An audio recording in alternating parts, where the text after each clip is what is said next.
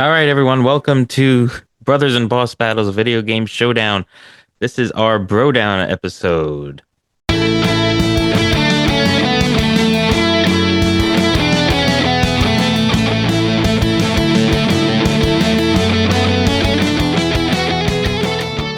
Today, we are doing our Brodown episode of Nintendo RPGs, and the three games that we've played and talked about for this category are Mario RPG, Earthbound, and Pokemon Red and Blue. In this Brodown episode, we will have a courtroom-style debate where each of us defends the game we chose for this genre or category while attacking the other two games.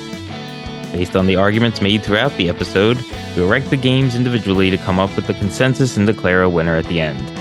To hear our unbiased analysis and true opinions for each of these three games, go back and listen to the respective episodes for these three games, which were the three prior mainline episodes that we released for Brothers and Boss Battles.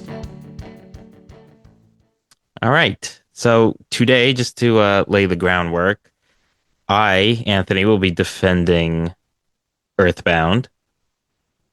Peter will be defending Pokemon Red and Blue, and Tom has Mario RPG. So we're going to try to advocate best for our game and try to convince all of you out there that they are the best Nintendo RPG out of these three. So we hope you enjoy it. Again, this is sort of a new format for our Brodown episodes, and it worked out pretty well, I think, for the last one. So here's hoping to another good episode. Anyone want to give, we won't call them initial thoughts anymore in the Brodown. We'll call them opening statements. Well, I'll start by saying normally, and I would do a lot of preparation, and last Brodown I did a lot of preparation, but this time pretty much did no preparation because, come on. I mean, I'm defending Pokemon Red and Blue. I could just waltz in here and win with my hands tied behind my back, blindfolded. So that's my opening statement.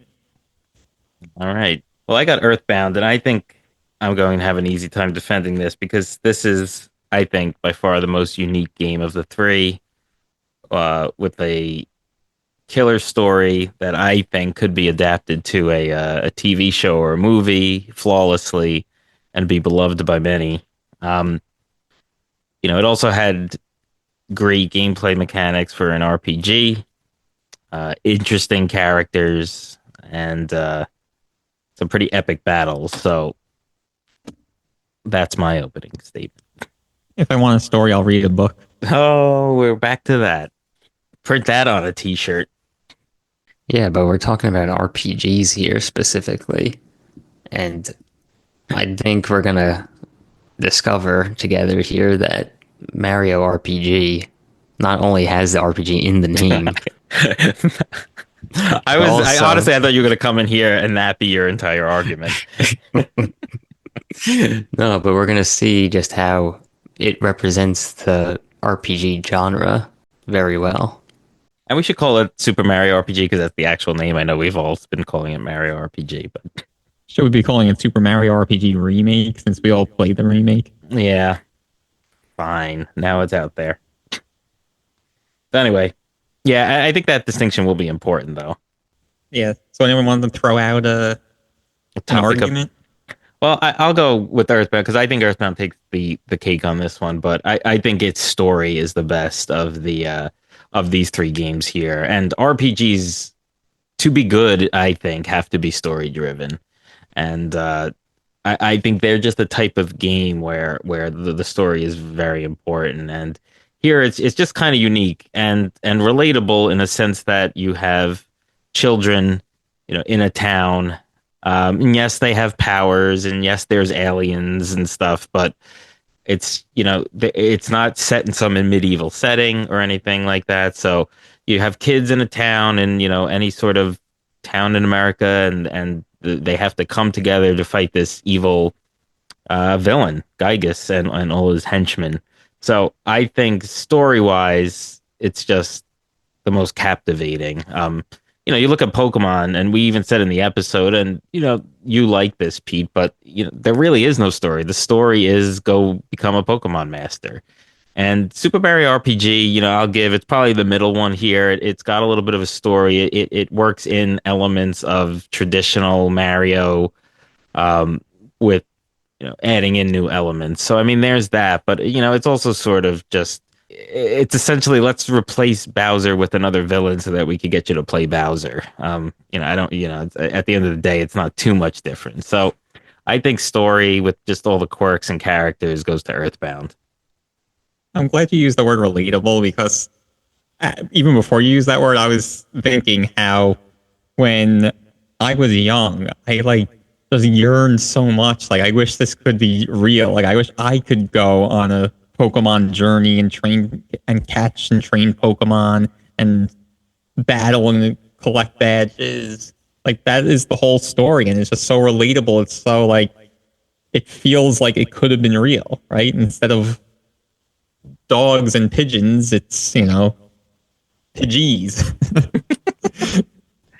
Yes, catching monsters or catching animals to make them battle each other is very relatable in the fact that it would get you thrown in jail. But Yes, not as relatable as psychic abilities to defeat aliens, but no, but seriously, it was like a thing that you just kind of it was relatable, not like, oh, I wish this could be true. Is this such a crazy thing that I wish could be true? It's like it felt like it could have been true almost. I think that's just fantastic about it. But in what way? Like, I don't understand. Like, it could be true, but you couldn't do the thing you actually is the main focus of the game, which is to catch Pokemon. But it felt, again, to use the word relatable, it felt like not that far off from reality. Like in the next parallel universe, that could be a real thing. Whereas, or augmented reality. Yeah, like Pokemon exactly. Go. But Earthbound, it's like multiple universes away that could be reality. But anyway, so that whole thing is just aliens are real, man. I guess that's true. They could be. That was proven. But anyway, let's get to the point of the story in Mario RPG now is, it's like you mentioned, it's kind of like your classic Mario story that everybody knows and loves. But they added stuff to make it fresh. Like, it's not just the same old thing where you're saving Peach from a villain, Bowser usually. But, this time you're teaming up with strange bedfellows and, uniting for a new purpose, which, was not seen before in this universe, and it kind of brought another dimension to the whole universe. Yeah, I guess it's something a little different from Mario traditional. I guess that's true. I don't know if that makes it a great story, but yeah. I mean, what's really there great? Really isn't much having to catch them all, having to become the story, Pokemon though. master. That's not the story. You can get into that as far as gameplay or replayability, but catching them all really isn't the story. The story is you set out to become a Pokemon master. And to become a Pokemon master, you have to catch them all. But 90% of the people who play the game don't ever finish the story then. Yeah. Stinks for them. That just shows how great it is. People could sink hours and hours and hours and tens and thousands of hundreds of hours. Actually, I would not complete the story. I would say 99.5% of the people who play the game literally can complete the story without exploiting a glitch. Under Pete's definition of story. Yeah. And that's so great. That's what's so great about it. You could sink so many thousands of hours and you're still not finished. But they actually prevent you from finishing the game because they don't let you catch one of the Pokemon that you need to finish the story. I think 150 classifies as becoming a Pokemon master. And catching them all. And let's say you're a lonely kid who doesn't have many friends. And why? You're just supposed to buy 2 Game Boys and buy both copies of the game so that you can... No, you get Pokemon Stadium, you could store them there and trade them back and forth. Easy. Oh yeah, so easy. That wasn't available right when it came out, though. Not right when it came out, but No, but there's a lot of elements as you go through, and like with Team Rocket and everything. Like it's not you guys are making it seem like there is no story, which is just not true. You know, everybody loves Team Rocket. But they're the bad guys. We could talk about characters then, since you're bringing up Team Rocket, because Yeah, I want to do that because we were talking about strange bedfellows. yeah, I mean, I think just having, I don't know. Again, I think the Earthbound characters are the most relatable. I think, along with the four main ones, with Ness and Paula and Jeff and Pooh, it's they're all sort of different in their own right. So that's cool, and they have different abilities and they have different sort of backgrounds, but they're also relatable in the sense that they all come across as children, and that's mostly probably the lion's share of people playing this game, at least initially. So you have that, but there's so many interesting villains and helper characters. I mean, you have the Runaway Five, that band that, like the barf. yeah. Then there's that barf villain, and I was being sarcastic. But there's Gygus and the Starman, who's so kind of become iconic, and since we're talking Nintendo, also it became a interesting assist trophy in Super Smash Brothers. Had to have to bring that up. Nice.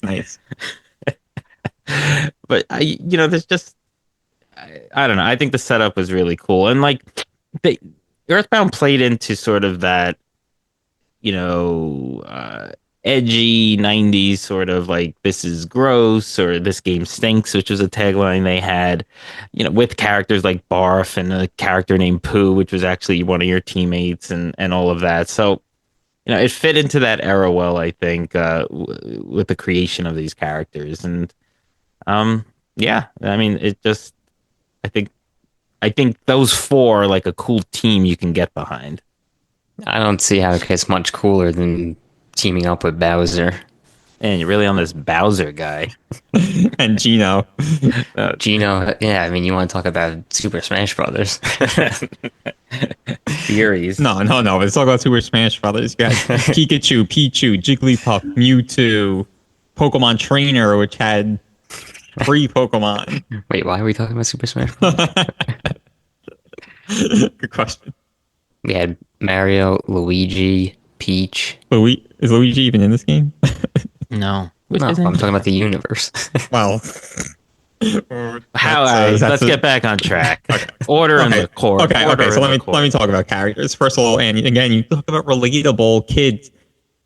The 10-year-old kid leaving Pallet Town to start his journey on Pokemon Master. That is relatable to the kid playing the game, not Pooh. Pooh's a prince. He's a prince in a faraway land. I think there's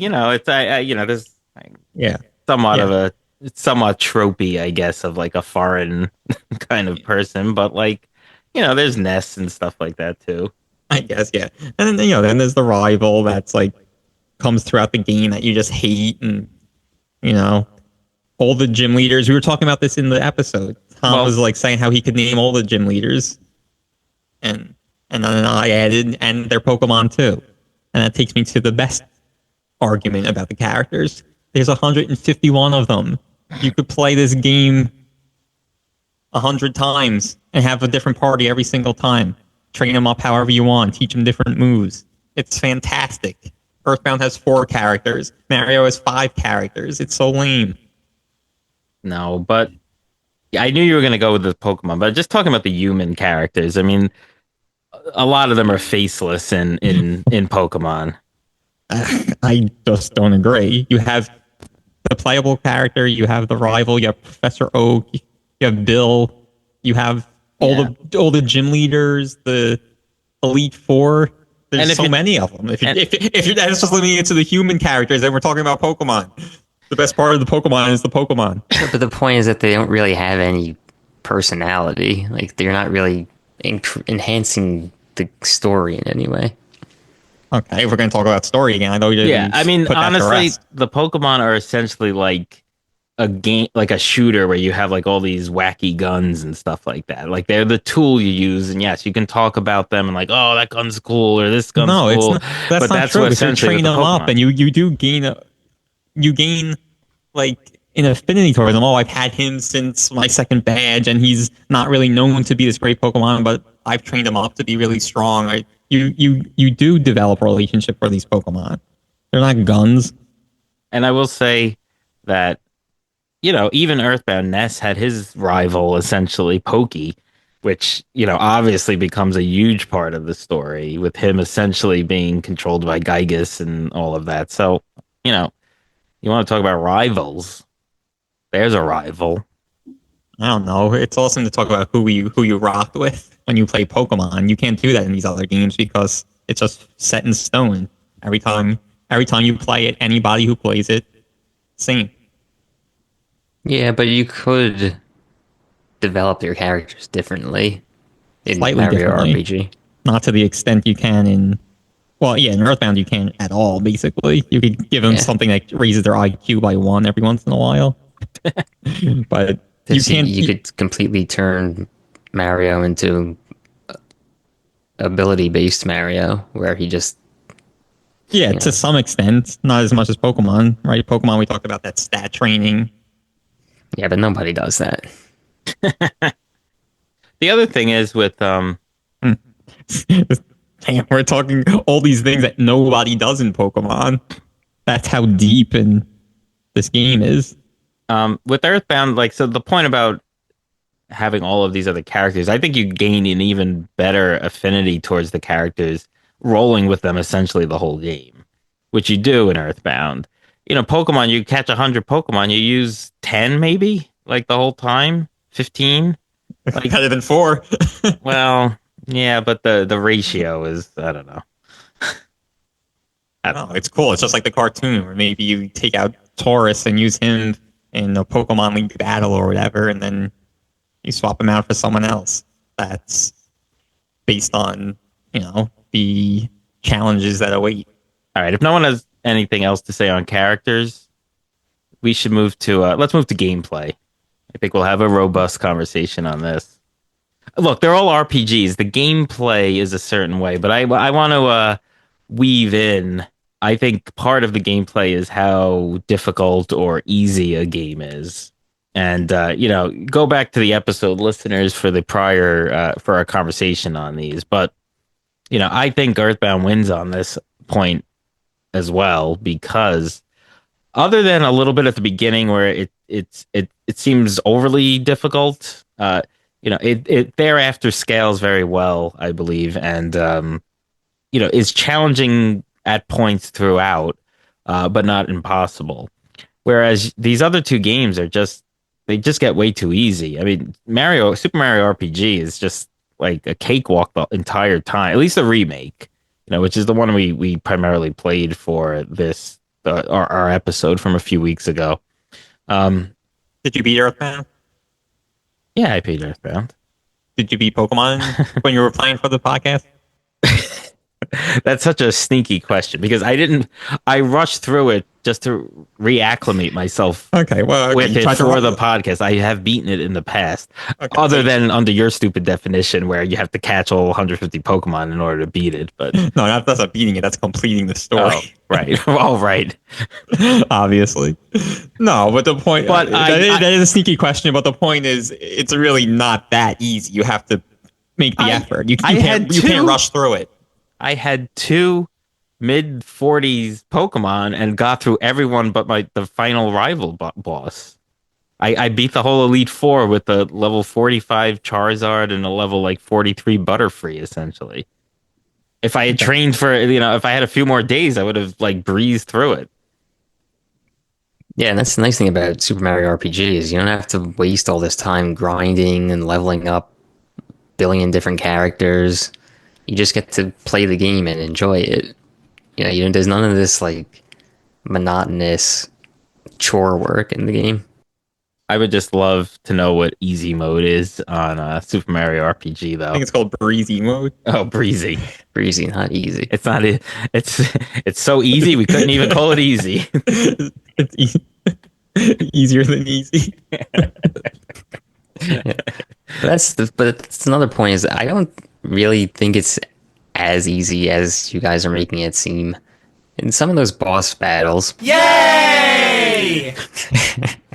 if you're not good or if you miss one or two of those defensive blocks by pressing the A button, then like you lose, I would say a good at least half your health, maybe even more, depending on the character who gets hit.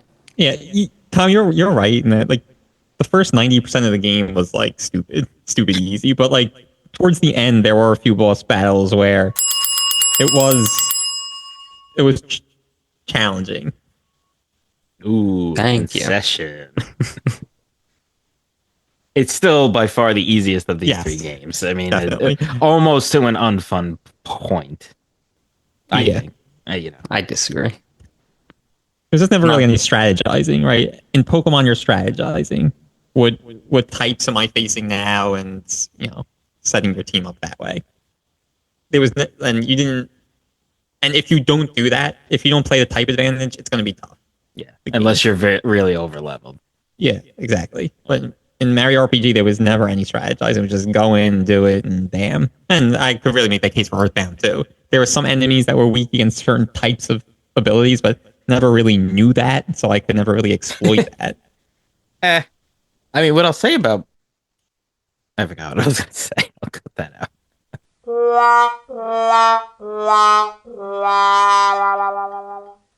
Meowth got your tongue. Meowth got my tongue. With the Mario... Oh, this is what I wanted to say. With Mario RPG, I'm anticipating an argument from Tom that he might not even had made, but you were able to select when you leveled up whether you leveled up your magical offense and defense or physical offense and defense or the your health. That's I'm great. wondering if that even mattered. What do you mean does it even matter? Like, I mean, if you had just blindly chosen one every single time, like, Would it have been any more difficult? Right. Yeah. Like, it almost great seems question. like it wouldn't be. I'd be interested to. well, I mean, I don't know. Certain enemies, if they dealt more magical damage and you never increase that, you're gonna have a harder time against them. Yeah, but I Yeah, wonder but if then- at the but then- end, are you still going to wind up at the end and, Yeah, because then there might be enemies where they do more physical damage, and you're better against. Some of the exactly. Exactly. Some of But the it's gonna battles ba- would have been easier. Some of them would have been harder. Yeah, so the point is, it's going to balance out anyway. So it was kind of I guess unless you inconsequential, right, unless you potentially. couldn't get through a particular battle. But I'm not even talking about like making, bumping up everyone's physical offense and defense on every single character. I'm just saying, like, if you stuck with a particular character and leveled it up, I almost feel like that would have been like the meta or something. It's like, oh, I'm facing a guy that's weak against physical. Let me bring in my Bowser, who I've bumped up his physical every single time. Yeah, that's a good It's point. like, I That don't would know. make the game more interesting. I don't know if the characters, like the enemies, were different enough where it really even would have mattered. Yeah, and that's what I'm saying. And it's true of Earthbound too. No, there were some where and you have to learn this just through fighting. But when you would go to do a physical attack, it would do very low damage. Then you know, like, oh, I have to use my special attacks. Yeah, that's true. So it's kind of like Pokemon, but the only thing is all these different types. So it's not just physical and magical. It's water, fire, and the rest. In Mario RPG, they had Yeah, you're right. Yes. lightning and Yeah, Yeah, it's the just rest. it's just like Pokemon. It's just like Pokemon, but diluted in so much. So much. Yeah, that actually brings me to my next point, is that Mario RPG is by far the most accessible out of the three games. Because you don't have to have a degree in Pokemon knowledge in order to play the game. Well, I will Poke- say that Earthbound, when it initially sold, did come out with the strategy guide, so you would have had access right there to anyone who can read. Yeah, it just shows So how it's not- that's confusing not- the game is. That's not all the Mario RPG players, because some of them were of age where you couldn't read. And thank God they put that breezy mode in.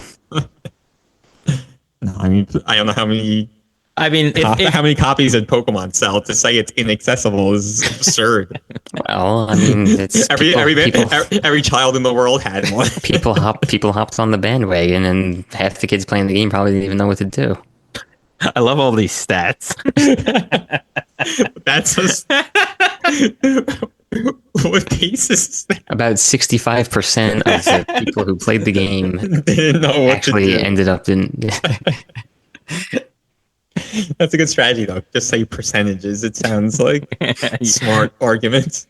No, but I mean, yeah, obviously I don't know the exact percentage. I don't think studies have been done, but No, but not catching the Pokemon is one thing. But to say half the players probably didn't know what they were doing, then where does that come from?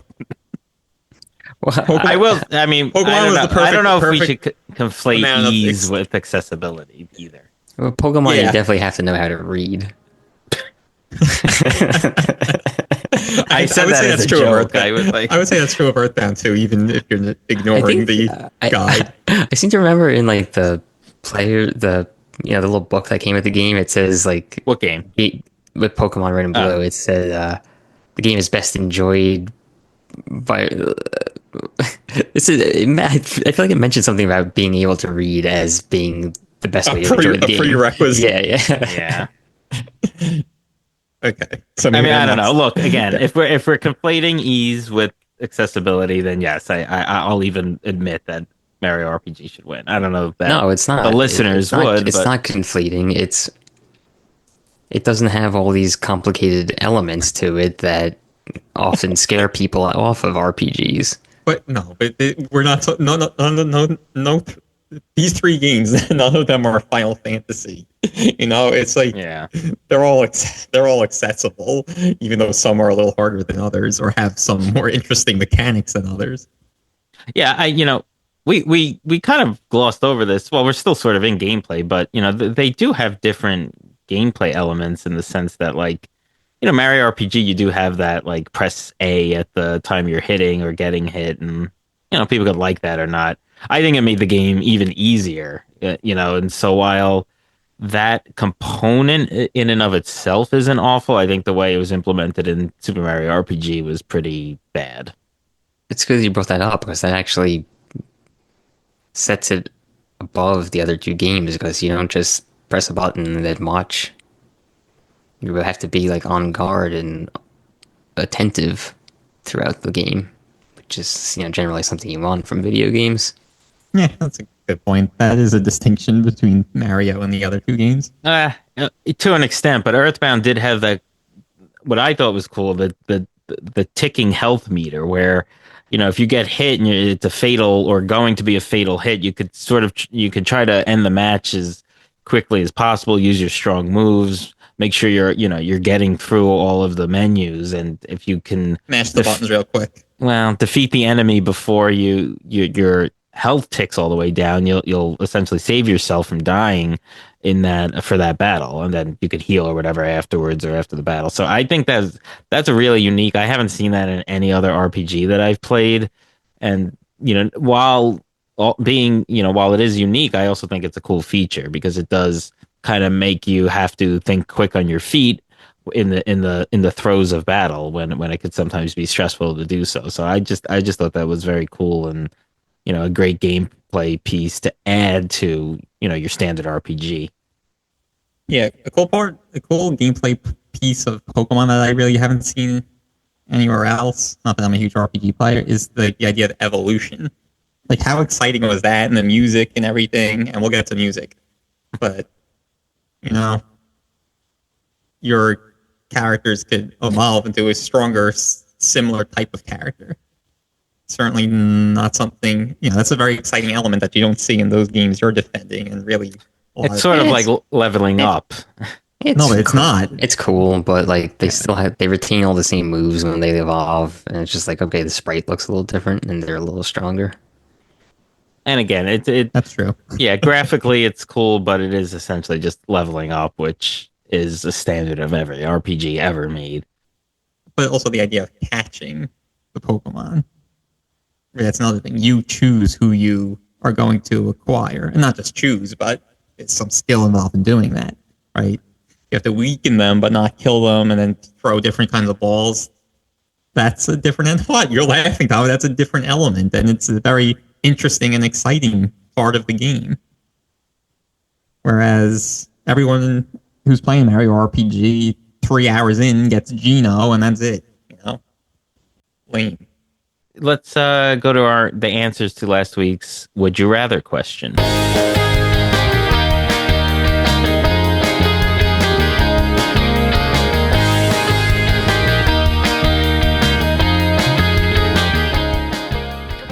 All right, for this week's Would You Rather question answer, we are going to reveal what the polls showed and what we think is our favorite starting Pokemon and which one would we rather start with.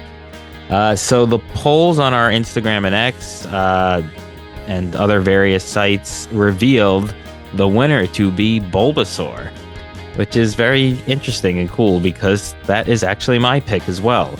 As I mentioned in the Pokemon episode, though, I did not start with him or it this round, or my most recent playthrough just before recording the podcast episode.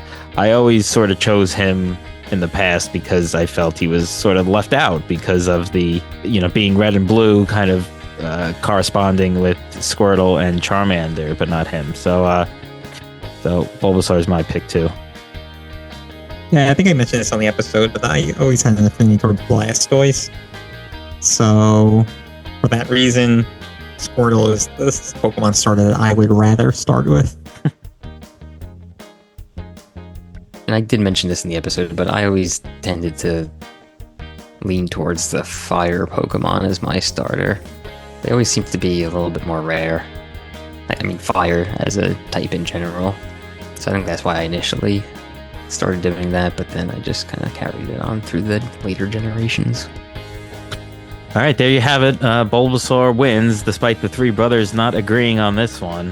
Thank you for those that participated. Again, that's X and Instagram at Bros Boss Battles, BROS Boss Battles, our website, brothersandbossbattles.com, and wherever you get this podcast, leave us a message. All right, back to the regular scheduled Brodown episode.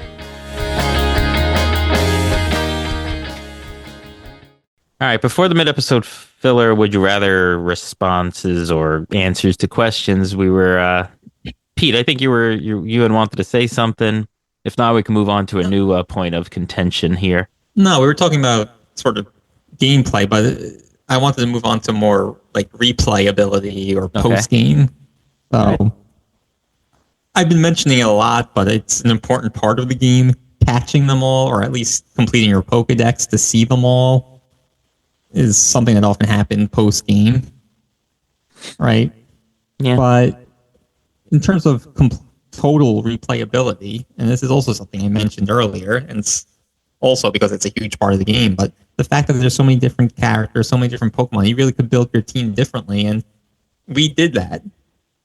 We played and replayed this game a million times, and we trained up different Pokemon in different playthroughs, because it was fun and it felt almost like a brand new game when you were doing that.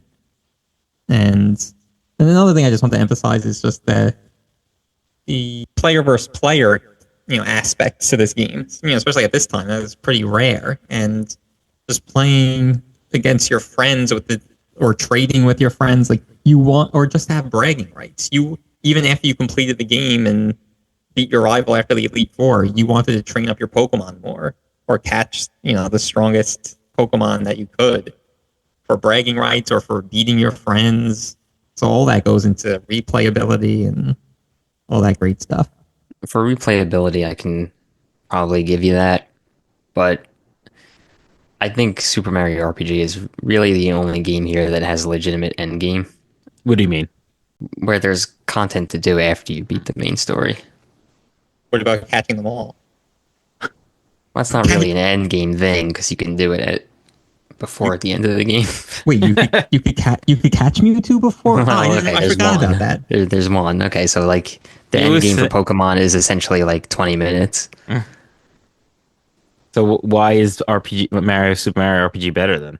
Well, because it has a lot to do after you finish the main story. There are, countless Well, not countless. There's a finite number to them. But there are and therefore you can count them. there are several bosses to fight after you beat the game, and they are very challenging. I can tell you from experience. And then also a super secret boss battle that'll really give you a run for your money. So yeah, I mean, and you know, this is one of the points that I wanted to make about, you know, being in an RPG category is an end game like this is what people have come to expect from RPGs. It's like a staple in the genre. So to not have something like that is really a point against the game. All right. I have nothing to add. Man, concession. I didn't say that. I just said I have nothing to add.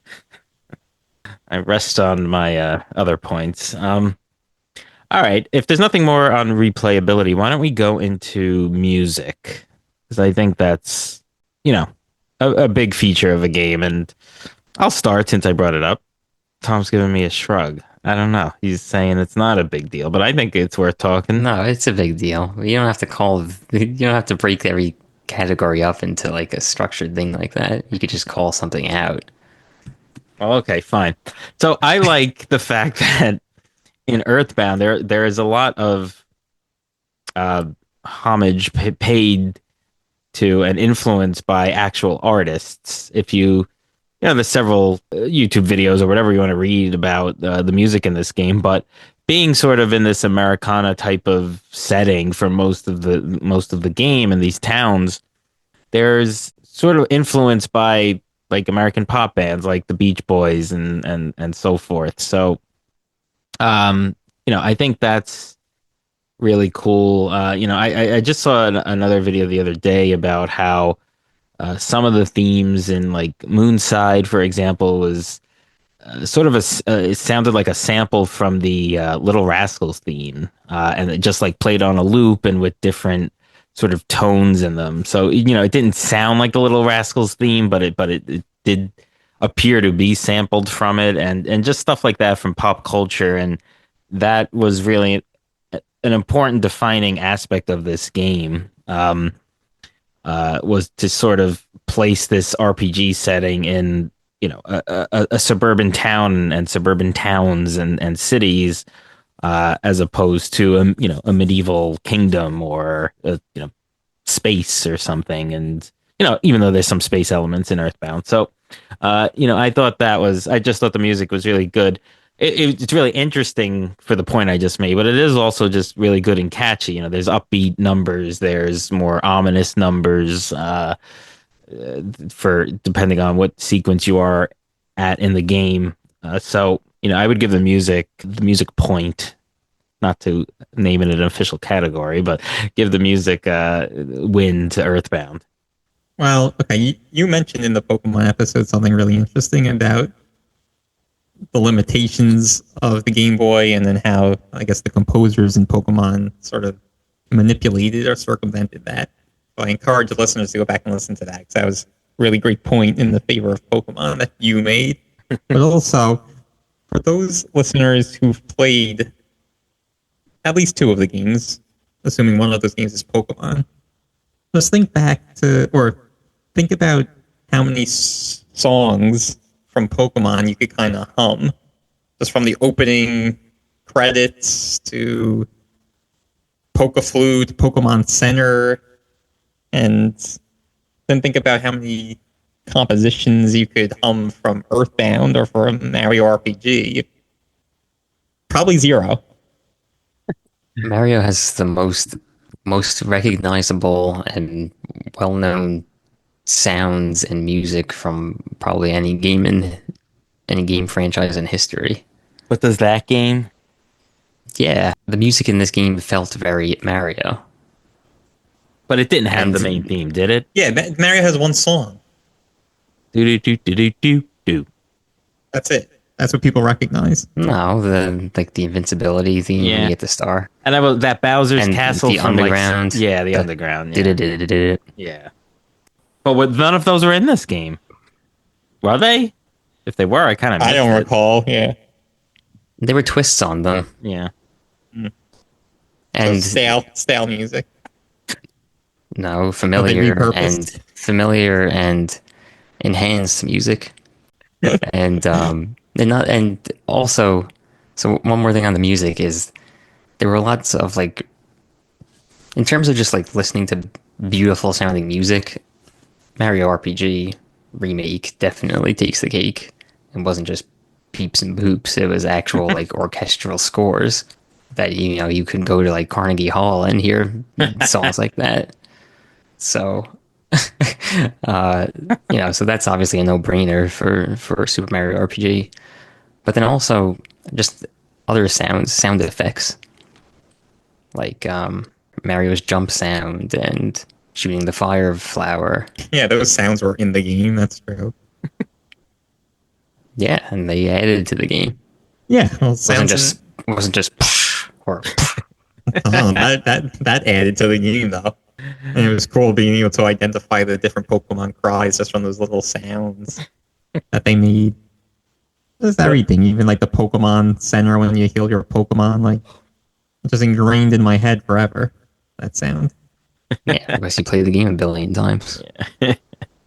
Not because it was so great. Because the sound is so great. You played for that 8-bit sound. So I wanted to bring up something. Go ahead. I wanted to talk about the glitches. Oh, come on. This is ridiculous. What a tipping of the scales. No, I'm not going to say the Pokemon had the best glitches, even though it obviously did, because that's a little silly.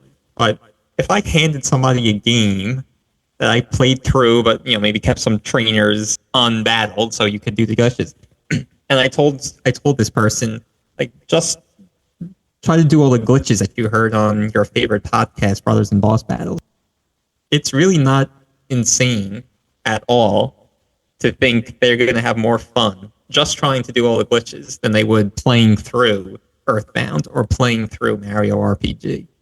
Like, it's really not unfeasible at all. And that that speaks volumes. Just doing the glitches is potentially more fun than the games you're defending. Nah, I think they for a Pokemon freak maybe, but like I would think playing through a game and getting these great stories and learning about these new characters would be better than the glitches. I mean, look, one could argue that those glitches should have been things in the game, or at least the ones that, facing Professor Oak or getting Mew or all of that. So yeah, but they weren't, and the fact that they weren't adds to the game. I guess it adds to the lore a little bit, but it's I don't know.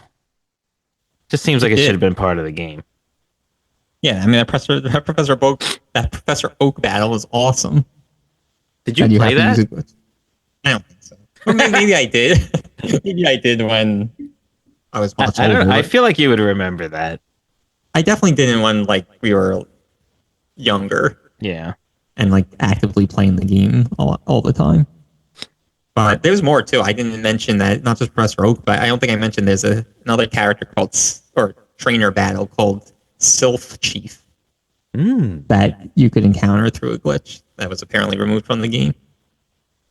Yeah. And there's also this thing called Glitch City. You could encounter glitch cities and walk through them too, which I also didn't mention. So I figured I bored everyone enough with.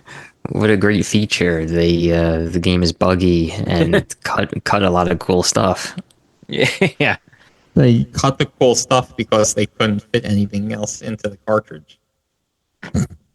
Thanks for making my point for me. Yeah, we talked about lore a little bit, and I have a feeling Pete's gonna think he's gonna win this argument, but I think Earthbound has taken on such a major part of the gaming zeitgeist that it really it really comes out on top here. It's just, while not initially successful, it's been such a huge game, and I think it's just proven by the fact that an original copy of the SNES Earthbound is worth hundreds of dollars or costs hundreds of dollars to buy.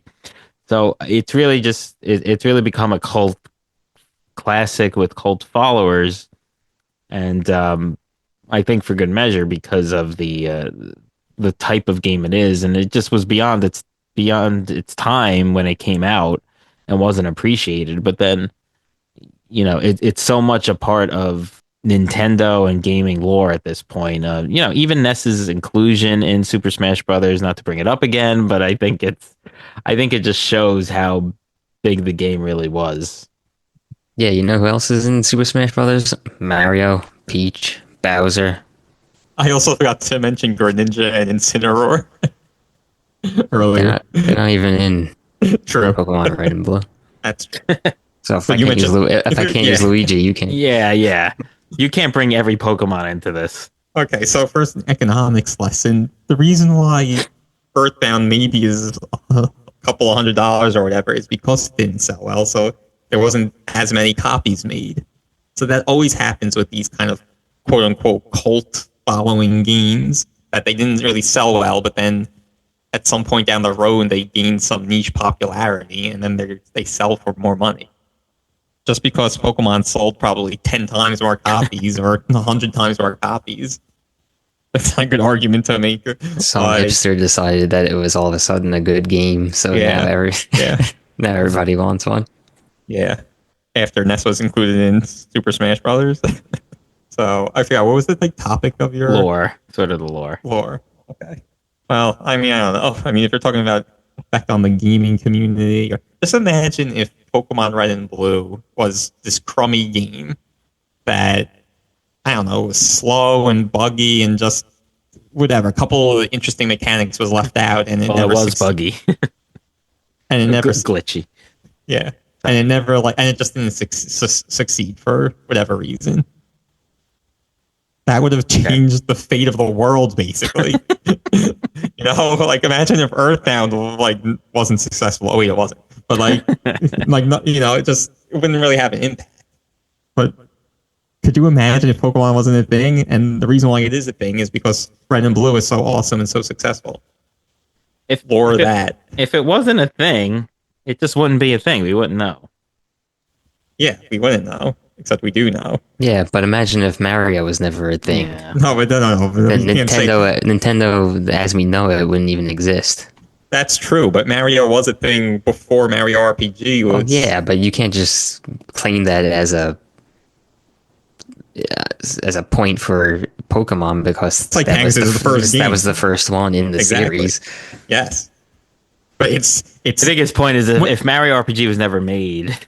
Mario would still be Mario and Nintendo would still be Nintendo. But it's once you have Mario as this, amazing IP that everybody loves, and then it's easy to sell the game. But to develop that, as happened in the Gen 1 Pokemon games, is a difficult thing to do, and the game has to be really great in order to do that. Was my point. All right, I want to bring us back to something important for RPGs. So let's talk about side quests, because I think there's only one game. Let's do it. I think there's only one game here that actually had them, and that's Super Mario RPG. What were the side quests? Oh, there were many. So there's fighting the little guy Jinx. Just because you didn't do them, it doesn't mean they weren't there. No, I know. That's fine. The whole thing with Yoshi's Island, getting Yoshi, doing the races. Okay.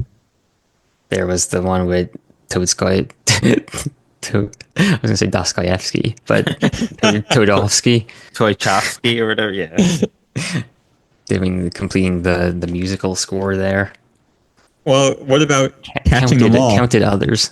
What about catching them all? That was kind of like a side quest. Wait, hold on. Is that a side quest or is that part of the main story? Yeah, which one is it, Pete? It's part of the story. It's a side quest, and you have to do it to complete the game. Just just think about Final Fantasy or something. I mean, I don't really play Final Fantasy because these games are boring. But there are side quests that develop story, right? I don't understand why it can't be both. That develops story? Yeah. There is no side quest that you need to do to complete the story. That's the definition of a side quest, is one that's tangential to the main story. Exactly. So they develop story. Okay, anyway, so there's that. What about catching legendary Pokemon? That's like doing a side quest to get a special sword or something. Except it's a Pokemon, so it's way cooler. Don't you have to kind of go to those places though? Anyway, I don't think so. I think where Zapdos is, you have to kind of go. The power plant? Yeah, maybe just him, but fine. I mean, maybe you have to go in there, Yeah. but you don't have to get to him or encounter him or do anything. I will also make no comment. Anyway, side quests are a huge part of RPGs and have, they're a staple of the genre again. So It's just it behooves an RPG to have a strong showing of side quests. It's a little weak when we're in the context of Mario RPG because the game was so basic and so simple that these things really should have just been part of the game to actually make it a complete game. Like something like Pokemon, for example, is such a complete game already. Like they could have easily made the Silph Co or something a side quest and various things side quests, but they just put it all in the main game, which is why they couldn't fit the Professor Oak battle. That would have been a great side quest. Yeah. Like Mario RPG, you're really doing the bare minimum, and then they throw in a few quote unquote side quests. Well, to that point, Earthbound included all the good things in the actual game, and you could tell that from its length and everything. Yeah, so great argument. It didn't really need to have any side quests. That's lame. Well, let me make a 3-hour game and just put all these side quests in and call it an RPG. No, it's just they didn't need those side quests were not. They were designed in a way that they weren't necessary for the story. Yeah, but or that Pokemon they has that didn't too, give like the you a key Safari item. Zone, like the Safari Zone. But there you get a key item there, don't you? Like gold teeth or something. Yeah, you have to. Warden's teeth. But everything we're saying, like, okay, you go to the power plant and there's like multiple floors or whatever, like. That's additional that I'm willing to give you the legendary birds because those are I think they're optional. They're optional, yeah. Yeah, you don't have to catch them, especially, but like, yeah. But Pete, your whole side quest thing is literally just catching other Pokemon. Thank you. There's 150 side quests. There's 150 characters, 150 side quests. But I mean, glitches. They're not really quests. It's just like doing other parts of the game. On the side. It's part of the main game. And you've even said before that in order to complete the story, you have to catch them all. So you can't consider it a side quest and part of the main story. You can't get that certificate from Professor Oak without catching them all. Don't you get like a certificate or something? I think so. I mean, you can print it if you have the. You caught them all. Attachment. Anything else? Well, while we're talking about a little bit more gameplay stuff, I felt that it was cool that Super Mario RPG had some non-RPG elements to it as well, such as some platforming and, racing. There's a part where you have to like jump in time to avoid obstacles that are chasing you up some kind of mountain or something.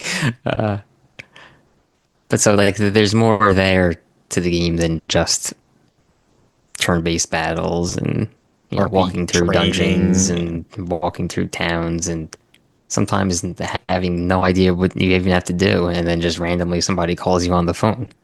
Like in Earthbound. Exactly. Oh. Sometimes you have to go to the hotel and go to sleep to progress the story. Yeah. There's none of that bull plop in Super Mario RPG. But see, I like that in Earthbound because it kind of made you have to read everything. And I felt like, reading was essential for that game. And you could... That made it inaccessible. Yeah. Reading. But no, it made you have to think. There were little things like how teleportation, you need a little bit of a runway. That's a different bit of a gameplay element. There was the whole thing about the ticking meter that I mentioned before. Very big on the use of items, not just either physical or magical attacks. So I think you want to talk about the inventory management since you brought up items. Yeah, well, I mean, if you want to go for it. I mean, I think in Earthbound it was a challenge, but that doesn't necessarily make it poor. That you had to call the escargot express in order to put away some items and take others out. I classify that as a nuisance more than a challenge. And just in general, the inventory management that we talked about having to like Just trying to swap swap, yeah, between items different between characters was a real It was a pain. nuisance. It wasn't a challenge, like an added challenge. Although I will say, if to defend Pokemon's you, the man, same way. You had to put stuff in the PC. yeah, but Yeah.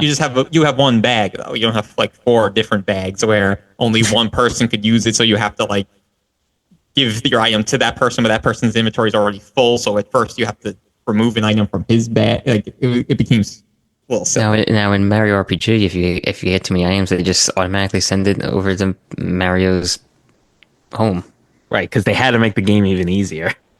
and then when There you wasn't. run out, They basically And you never It needed wasn't an item inventory. anyway. They might as well not have had items. there barely was no ever needed- inventory management because Yeah. each type of item had a max capacity. Like there was no yeah, decisions to be made. yeah, and who wants to spend time mucking around with their inventory when they just want to play the game? Well, It's I was oh, Both strategy. And if we're talking about staples of the RPG genre, I would think that's another Yeah. one that you can't just throw out. Tom, I thought your argument for this episode, which I thought was clever, was going to be like true RPG elements. But now you're talking about platforming. You're talking about no inventory management. Like you totally did a 180. this game covers it all. It has the hardcore RPG elements that actually make RPGs good, and it omits the ones that make RPGs bad. It's honestly probably one of the best RPGs ever made. Oh, that's laughable, says Pete. Yeah. No, in Pokemon, it was not a nuisance, the inventory management. You had maybe, 20 slots, and you could carry. Yeah, but the much- inventory management was fine, but the Pokemon management was a bit of a nuisance. Was it? How so? With the PC, and then you gotta change boxes, and You have to press right. then it's just On the like D-pad. slow, and you gotta Slow. Sorry, the game was on Game Boy. No, then you gotta go Switch. to like a specific spot. Takes you out of the experience, no, breaks the immersion. it would have been so dumb if you could just swap out whenever you wanted to. Anywho, anything else to add? Any points anyone else wants to make? Or do we want to sort of start wrapping it up? I want to say something and wrap up. It's not like it's not a defendable point. So this could, if we're kind of wrapping up, this could be part of my wrap up. It's a closing statement. Yeah, just Pete wants to say, just let me make a point and no one can argue it. No, Go ahead. This is just a point. Closing general point I wanna statement. make. Closing statement. Remember, like when you're in grade school, and it could be about games, it could be about anything, where these kids just make up these ridiculous like lies, and you want to believe they're true, and like they're not, but you're kind of like, but what if it is true?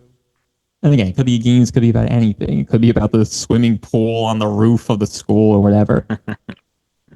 For one time in the history of the world, it was true. The missing no glitch.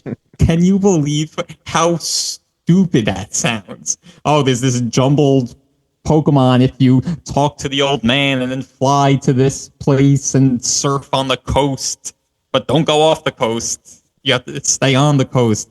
And then you'll get this jumbled Pokemon that knows Peck or whatever. And then you'll also get 99 rare candies if it's in your 6th inventory spot. And then you go home and you try, it's not going to work. And it worked.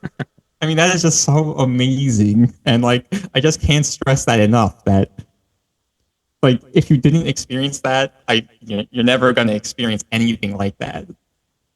But it was such an amazing experience, and my life is complete because I was able to experience. Well, So it's not really a defendable point, but I just feel like that sort of represents everything about Pokemon and how great it is, especially Pokemon Red and Blue. Yeah, I'll go with Earthbound for my closing statement, and I just really think that we've ticked off a lot of different different categories here or points of discussion, and I think I've made good points on all of them that Earthbound should win. other than maybe replayability, it doesn't pan out, um, and maybe one other. But I mean, the characters are just relatable and unique to each other and unique to others.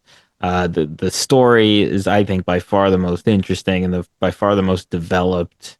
Um, you have side non-playable characters that are quirky and villains that are either funny, ranging from funny to demonic, and it just has a couple of cool elements. It's a good RPG. Remember, this is an RPG category, and it's a good standard turn-based RPG with cool elements that it hands to it, like the ticking health meter and points like that. So I just think again, it was beyond its time when it came out, and people are finally starting to realize how good it is, and hopefully that will continue. Yeah, so closing statements for Super Mario RPG. I mean, look, there's a reason why Mario is the king of Nintendo. These games always sell well because they stick to a formula that is tried and true and people love. And this had a lot of those familiar Mario elements, but really had, added twists into a new genre for them being RPGs. And, like we all kind of like breezed through the game, no pun intended for the breezy mode. But I mean, there's a lot more depth here than we all saw. So like, I don't really like know that we got the full experience. But, this game does have side quests to it. A lot of optional content. The end game is all optional. But, this stuff will really draw out the game in a good way. And add a lot of good content for the player. And then, just it had, bringing it back to the familiar aspects, the great classic Mario music and sounds and characters, even twisting on the characters a little bit. This time Peach is a big ally and playable character, and she adds a lot to the dynamic of the group. And then, getting to play as Bowser was huge. And teaming up with him, like it's such a cool, unexpected aspect of the game. And then even like adding in other characters, like nobody likes Malo, but like Gino was like a fan favorite. So look, this game, I think anyone could hop in and enjoy it. You don't have to be an RPG buff, but if you are, there's a lot of stuff there for you. And that's it. All right, there you have it, listeners. Let us know what you think on our Instagram and X pages. Before we do that, are we giving our true rankings? All right. So I think everyone here made good arguments. In my opinion, Tom had the hardest row to toe, and he did a really good job. With that said, for me, the order goes Pokemon Red and Blue by a little bit over Earthbound, then Super Mario RPG last. For me, it's Pokemon Red and Blue by a lot, then Earthbound by a lot, and then Mario RPG last. For me, it's Pokemon Red and Blue by a lot, then Earthbound by a little, and then Super Mario RPG after that. I spent the whole episode defending it, and I kind of like... It made you want to like pick a second. Yeah. I know you guys... No, not just that, but like it did kind of... Like going through and like having to come up with these arguments does... create like a more favorable like perception of the game. Yeah. And I think that I hated it, or I liked it more than you guys did, like just in general before today. So we all had the same order, but our gaps were all different between the games. Yeah. All right, well, there you have it. Despite our ending points there about our orders, take a listen to our arguments and let us know what you think on our Instagram and X pages at Bros Boss Battles, our website, brothersandbossbattles.com, wherever you get this podcast, our YouTube page. Let us know what you think. Let us know who had the most convincing arguments and what your order would be for this Nintendo RPG category out of these 3 games. We hope you enjoyed it, and catch us when we start a new category in 2 weeks. We'll be playing a new game, and hopefully you'll be there for that. All right, bye everyone.